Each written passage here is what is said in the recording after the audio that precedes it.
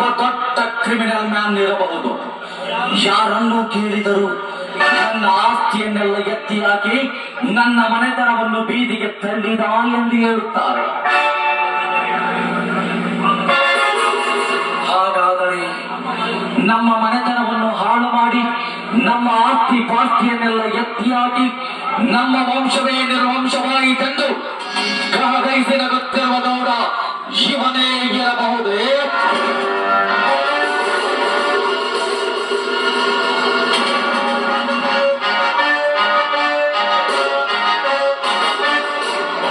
ಗೌಡ, ಹಾಗೆಂದಾದರೂ ನನ್ನ ಮನೆತನದ ಮೇಲೆ ಕೆಟ್ಟ ದುಷ್ಟ ಕಾರ್ಯಗಳು ಮಾಡಿದ್ದೇ ಆದರೆ ಇದೇ ನನ್ನ ಹರಿತವಾದ ಲಾಂಗಿನಿಂದ ಕತ್ತನ್ನೇ ಕೊಯ್ದು ಭೂಮಿ ತಾಯಿಗೆ ಪಾಪದ ರಕ್ತವನ್ನು ಉಣಬಡಿಸದಿದ್ದರೆ ನನ್ನ ಹೆಸರು ಭೂಲೋಕದಲ್ಲಿ ಭಯಾನಕವಾಗಿ ಮೆರೆದು ದೇವಲೋಕದಲ್ಲಿ ದೇವಾಗ್ನಿಯಾಗಿ ಮೆರೆದ ದೇವದಾಸನೇ ಅಲ್ಲ.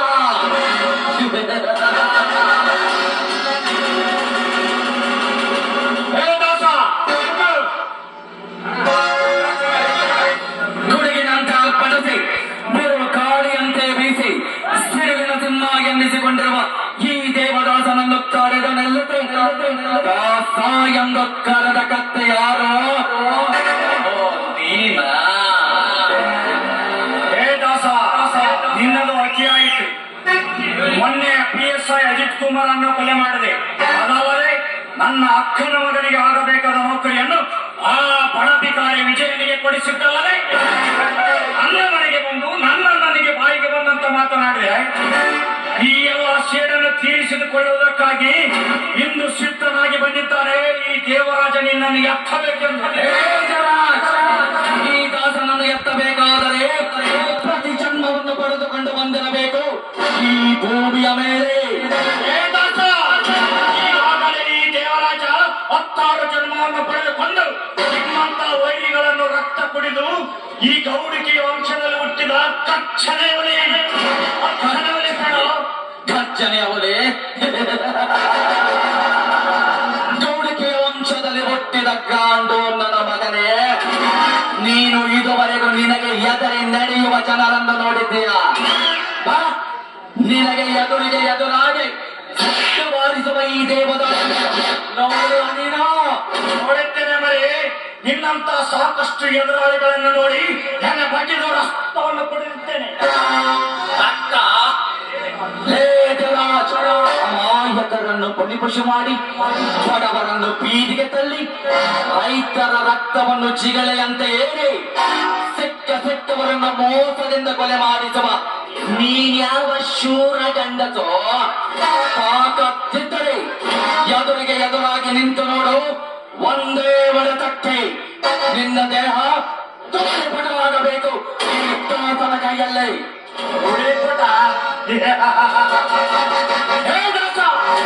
ಈ ದೇವರಾಜನ ರಕ್ತವನ್ನು ಧೂಳಿಪಟ ಮಾಡುವುದಕ್ಕಿಂತ ಮುಂಚೆ ನಿನ್ನ ಧೈರ್ಯ ಶೌರ್ಯಗಳನ್ನು ಧ್ವಂಸಗೊಳಿಸಿ ನಿನ್ನಂತ ಗಡಿಯಾಗಿ ಬಿದ್ದಿರಬೇಕು. ಆ ರೀತಿ ಮಾಡದಿದ್ದರೆ ಈ ದಾಸನ ದರ್ಪವನ್ನು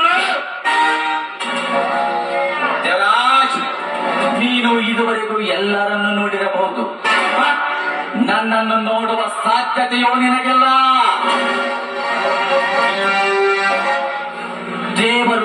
ದೇವರನ್ನು ಕರೆದರೆ ತಡ ಮಾಡಿ ಬರಬಹುದು. ಬೀಸುವ ಗಾಳಿ ಬೀಸದೇ ಇರಬಹುದು. ಬರುವ ಮಳೆ ಬರದೇ ಇರಬಹುದು. ಆದರೆ ಈ ದಾಸನಿಗೆ ಎದುರಾದ ವ್ಯಕ್ತಿ ಈ ಪ್ರಪಂಚದಲ್ಲೇ ಬದುಕಿರಬಾರದು. ಬದುಕುವ ಅರ್ಹತೆಯೂ ನಿನಗೆಲ್ಲ. ಇದೇ ಲಾಂಗಿನಿಂದ ನಿನ್ನ ಅಂಗಾಂಗವನ್ನು ಕತ್ತರಿಸಿ ಹಾಕಿ ಪಾಪದಿಂದ ತುಂಬಿದ ನಿನ್ನ ದೇಹವನ್ನು ಈ ಭೂಮಿ ತಾಯಿಗೆ ಉಣಬಡಿಸುತ್ತೇನೆ.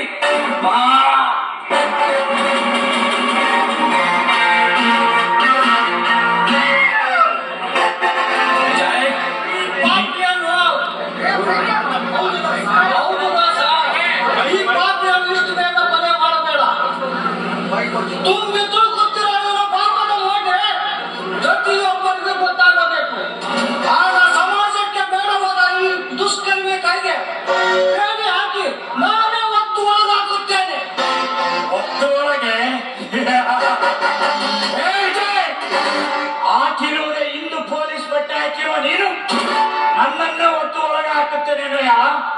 ನನ್ನನ್ನು ಒತ್ತು ಒಳಗೆ ಹಾಕುವುದಕ್ಕಿಂತ ಮುಂಚೆ ನಿನ್ನನ್ನು ಕುತ್ತಿ ಸಾಯಿಸಿ ಮರಳಿ ಬಾರ ಪ್ರಪಂಚಕ್ಕೆ ಕಳಿಸದಿದ್ದರೆ ನನ್ನ ಹೆಸರು ಧರಣಿಯಲ್ಲಿ ದೇವ ಎನಿಸಿಕೊಂಡನ ದೈವವಂತ ದೇವರಾಜನೇ ಅಲ್ಲ. ಬರ್ತೇನೆ.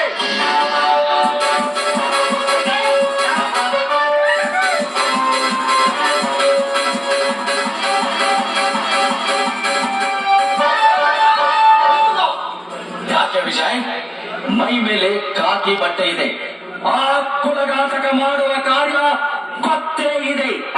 ಹೀಗಿರುವಾಗ ಆ ಬಂಡನನ ಮಗನನ್ನು ಯಾತಕ್ಕೆ ಬದುಕಿಸಿದೆ? ಹೌದು ಸರ್, ಒಂದು ಕ್ಷಣದಲ್ಲಿ ನೀನು ಅವನನ್ನು ಬದುಕಿ ಅನ್ನೋದು ನನಗೆ ಚೆನ್ನಾಗಿ ಗೊತ್ತು. ಆದರೆ ಎಷ್ಟೋ ರೈತರ ಆಸ್ತಿ ಪತ್ರಗಳು ಅವರ ಕೈಯಲ್ಲಿಲ್ಲವೆ. ಆ ಎಲ್ಲ ಪತ್ರಗಳನ್ನು ಅವರಿಗೆ ಪರಿಸಿ ನಂತರ ಎತ್ತೋಣ ಕೊಬ್ಬಿದ ಕೋಣವನ್ನು. ಕಂಡವರ ಆಸ್ತಿಯನ್ನು ಕಸಿದುಕೊಂಡು ಅರಸನಾಗಿ ಮೆರೆಯುತ್ತಿರುವ ಆ ದೇವೇಗೌಡನ ಸಹೋದರಿಗೆ ಸವಾಲಾಕಿ ಆ ನೀಚರಿಂದ ಕಷ್ಟವನ್ನು ಅನುಭವಿಸುತ್ತಿರುವ ಪ್ರತಿಯೊಬ್ಬರ ಆಸ್ತಿ ಪತ್ರವನ್ನು ಮರಳಿ ಕೊಡಿಸಿ ಗೌಡಕಿಯ ವಂಶದಲ್ಲಿ ಗರ್ವದಿಂದ ಮರೆಯುತ್ತಿರುವ ಆ ಗೌಡನ ಗರ್ವವನ್ನು ಮೊಡಿಕಟ್ಟಿ ಮತ್ತು ಲೋಕಕ್ಕೆ ಕಳಿಸೋಣ ಆ ಪಾಪಿ ಸಹೋದರ